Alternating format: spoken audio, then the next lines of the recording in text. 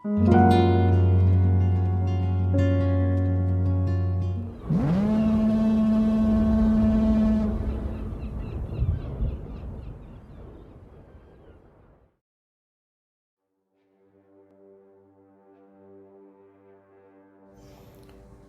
ingin Anda membayangkan suatu hari Anda melihat sebuah lukisan. Lukisan itu berukuran 80 kali 60 atau mungkin ukurannya 40 kali 30. Lukisannya hitam putih.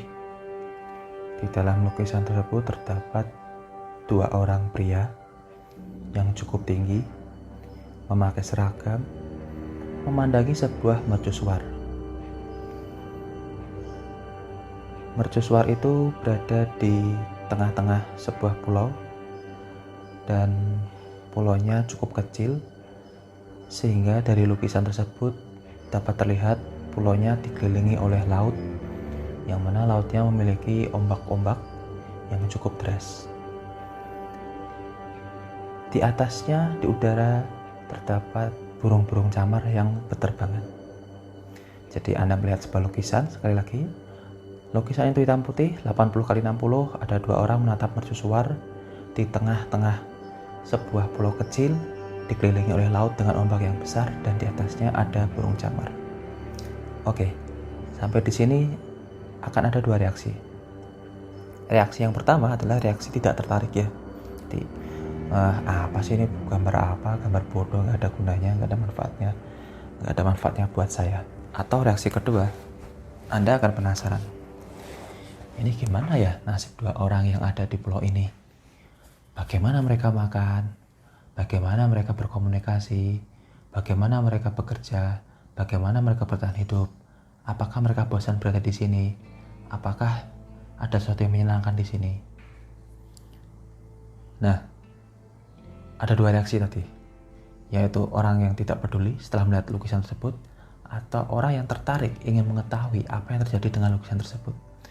Dua reaksi inilah yang menentukan apakah Anda akan menonton film The Lighthouse tahun 2019 atau tidak. Jika Anda tidak tertarik, Anda tidak peduli, Anda tidak menganggap itu penting, maka sebaiknya Anda tidak melihat film ini. Tetapi jika Anda tertarik untuk mengikuti apa yang sebenarnya terjadi, maka silakan. Anda bisa menonton film The Lighthouse tahun 2019. Film yang disutradarai oleh Robert Edges ini adalah film tentang thriller psikologi. Film ini dibuat dengan kamera black and white ya. Jadi semua gambarnya itu hitam putih. Dan yang menarik adalah rasionya, itu yang menggunakan rasio kamera 1:19:1 atau biasa kita lebih mengenalnya dengan kamera rasio 4:3. Jadi seperti menonton TV era 80-90-an yang hampir berbentuk persegi. Karena bentuknya yang rasionya 4:3 dan warnanya hitam putih ini, maka seperti tadi ya, jadi ini seperti menerjemahkan lukisan yang saya sebutkan tadi. Lukisannya juga hitam putih, ukurannya 80x60. Film ini adalah film interpretasi ya. Jadi film interpretasi itu artinya film yang Anda bisa melihat dari apa yang tergambar dan Anda bisa melihat dari apa yang terlambang. Sebagaimana Anda melihat sebuah lukisan ya. Kalau Anda melihat lukisan itu kan zaman dulu itu lukisan-lukisannya Monet, Renoir, Picasso atau beberapa lukisannya Avandi ya. Itu kan ada dua perspektif ya. Anda bisa melihat itu sebagai sebuah gambar atau Anda bisa melihatnya sebuah makna di dalam gambar tersebut. Ada pesan tersembunyi dalam gambar tersebut. Sama halnya seperti puisi ya. Kalau puisi itu kan ada yang bisa dirasakan lewat dibaca, ada yang bisa dimaknai di dalam bacaan tersebut. Jadi ada beberapa puisi, misalkan puisinya Situmorang yang malam lebaran, bulan di atas kuburan. Itu kan satu baris tapi maknanya dalam sekali kan. Padahal cuma puisi bentuknya malam lebaran, isinya bulan di atas kuburan. Tapi wah, maknanya bisa banyak sekali yang menafsirkannya ya. Nah, bahas puisi. Nah, sama ya, sama halnya kita menginterpretasikan sebuah puisi, sama halnya kita menginterpretasikan sebuah lukisan. Maka film ini juga film interpretasi ya, artinya jangan dilihat dari apa yang tergambar, tapi lihatlah apa yang terlambang. Memang tetap bisa kita menikmati apa yang tergambarkan dalam film ini, tetapi kurang nendang kalau kita tidak bisa menangkap apa yang terlambangkan dalam film ini. Film-film interpretasi ini memang agak sedikit membutuhkan tingkat berpikir yang ekstra ya, dan tingkat memahami perasaan yang lebih peka. Film Lighthouse menceritakan tentang dua orang penjaga mercusuar atau lighthouse keeper ya, dimana dua orang ini adalah Ephraim Winslow dan Thomas Wick. Ephraim Winslow diperankan oleh Robert Pattinson dan Thomas Wick diperankan oleh Willem Dafoe. Jadi lighthouse itu kan sebuah mercusuar ya. Jadi mercusuar itu kan adalah lampu untuk menghalangi kapal ya. Dan dia berfungsi supaya kapal-kapal itu tidak menabrak pulau atau menabrak karang sih lebih tepatnya. Biasanya mercusuar itu kan berada di beberapa pulau yang cukup besar penduduknya, tapi lebih banyak dia ditempatkan di beberapa pulau-pulau yang kecil, atau mungkin lebih tepat disebut karang ya, daripada pulau, karena pulau yang sangat kecil sekali dan dia difungsikan hanya untuk supaya kapal tidak menabrak karang-karang yang berada di tengah lautan atau pulau-pulau kecil yang berada di tengah lautan. Jadi ditugaskanlah dua orang ini, Ephraim Winslow dan Thomas Wick, untuk menjaga mercusuar tersebut. Dan setting film ini adalah setting di akhir tahun 1800-an ya, jadi di akhir abad 19. Jadi filmnya disetting film kuno gitu, tapi menyajikan teror di dalamnya. Bukan film horor sih sebenarnya kalau dipikir, karena sama sekali tidak ada hantu apapun ya yang muncul dalam film ini, tetapi dia lebih ke psikologi ya. Jadi menciptakan dunia mereka sendiri, dan ini sama sekali bukan film yang menakutkan, tetapi lebih ke menyesakkan.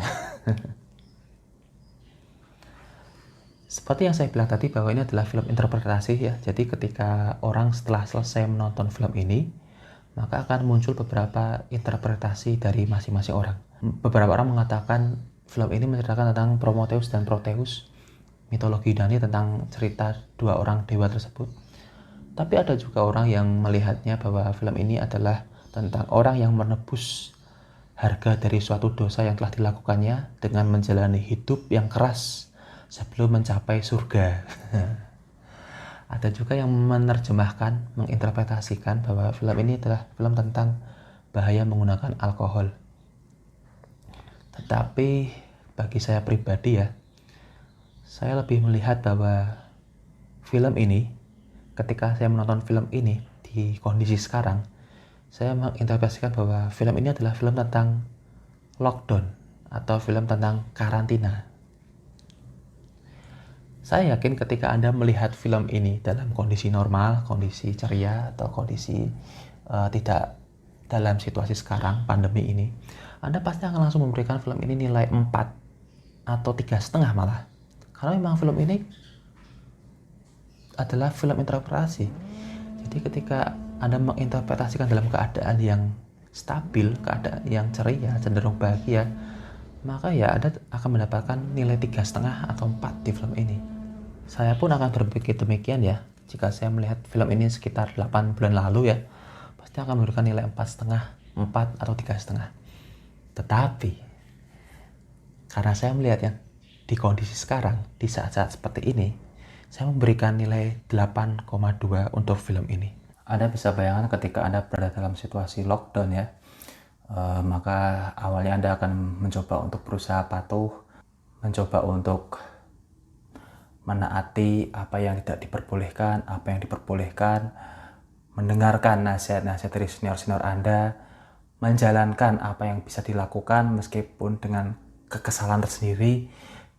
Kemudian hari-hari pun berlalu. dan tidak ada yang berubah sama sekali.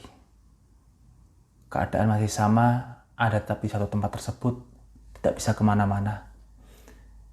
Adapun menunggu, waiting and waiting.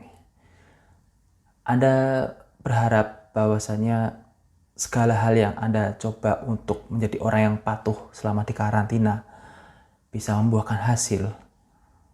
Tetapi besoknya tidak ada satupun yang menjadi tanda-tanda indikasi ke arah positif. Kemudian besoknya juga sama. Dan besoknya. Dan besoknya. Dan besoknya. Seperti Tuan Crab ya. Lalu ketika berhari-hari, berminggu-minggu, keadaan masih sama, keadaan tidak berjalan sesuai apa yang diharapkan, Anda tidak mendapatkan hasil yang bisa memuaskan Anda, apakah Anda akan tetap sama seperti saat awal-awal tadi? Maka inilah yang menarik ketika Anda menyaksikan film The Lighthouse. Karena di sini kita akan benar-benar disuguhkan bagaimana suatu kewarasan itu bisa menjadi ketidakwarasan. Film ini berjalan dengan tempo slow pace ya, dimana setiap film slow pace itu biasanya kuncinya 2. Kalau tidak diperankan oleh aktor yang benar-benar profesional dan berpengalaman, ya harus diperankan oleh aktor atau aktris yang setidaknya enak dipandang.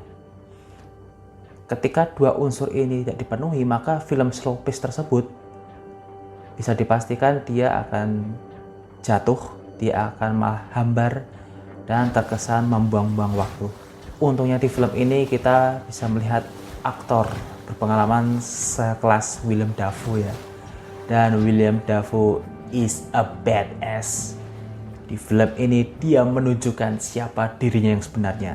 Di filmnya Spider-Man, dia menjadi Goblin waktu itu. Di sini dia mengupgrade dirinya menjadi lebih bastard dan dia menjadi siapa dirinya dan dia menjadi suatu teror yang mencekam untuk Robert Pattinson. Robert Pattinson sendiri awalnya saya tidak mengharapkan ya bahwa dia akan melakukan acting yang bagus atau acting yang ciamik.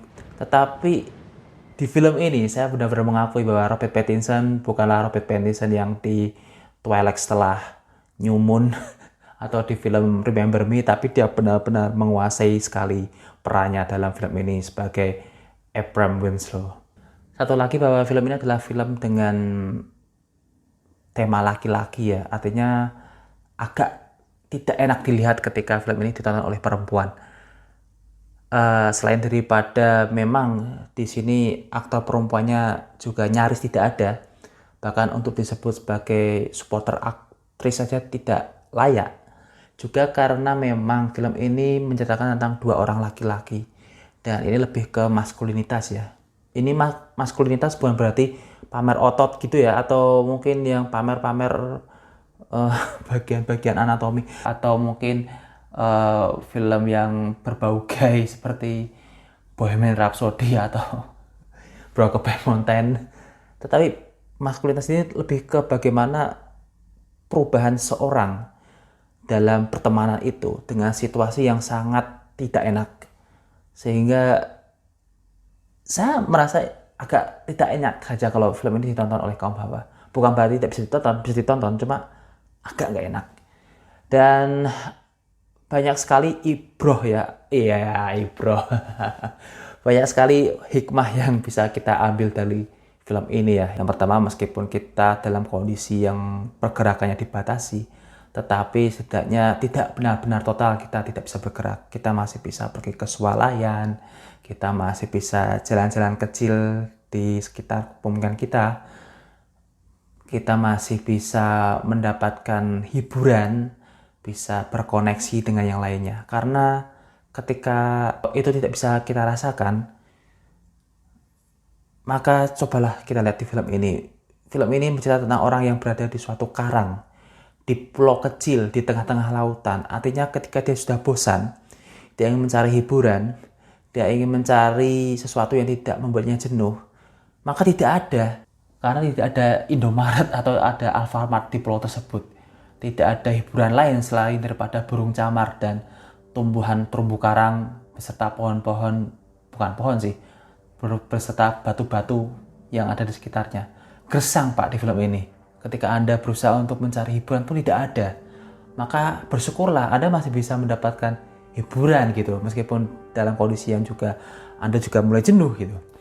Dan ada beberapa juga adegan-adegan di film ini yang menurut saya ya masih bisa diwajar lah, masih bisa dimaklumi, masih bisa mungkin terjadi pada kita. Ada juga beberapa adegan yang ini apa adegan kayak gini. Dan juga ada beberapa adegan yang naudzubillah jangan sampai kita menjadi seperti itu gitu.